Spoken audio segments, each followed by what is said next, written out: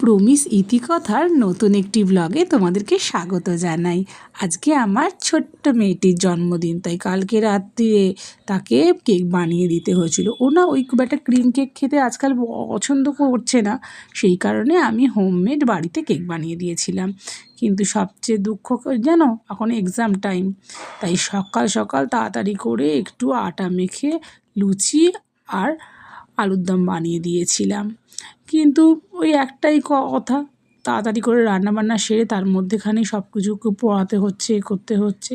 তাই সেরমভাবে কিছু লোকজন বলা বা ওর লোকজন বলতে ওর বন্ধুবান্ধবদের আর আমাদের দুবারই বলা হয়, মানে ওর বাবার বাড়ি এবং আমার মায়ের বাড়ি, সেইটুকু এইবারে সম্ভব হয়নি।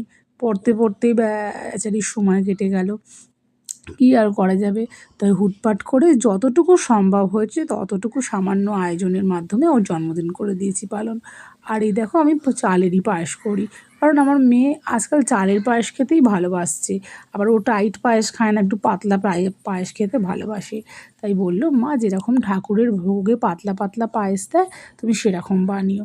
5 রকমের ভাজা দিয়েছিলাম করে, সবচেয়ে শুনলে হাসবে, সে তরুলি ভাজা খেতে খুব ভালোবাসে, তাই 5 ভাজার মধ্যে তরুলি ভাজাটাও রেখে দিয়েছিলাম।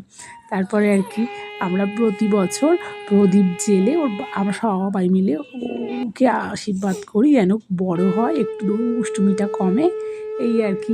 তোমরাও একটু প্রাণ ভরে বন্ধুরা আমার ছোট্ট মেয়েটাকে আশীর্বাদ করো। জানি না বড় হয়ে কে কী হবে, যেন একটা ভালো মানুষ তৈরি হতে পারে। এইটাই আমার, মানে কি বলবো, তবেই আমার সার্থকতা আর কি।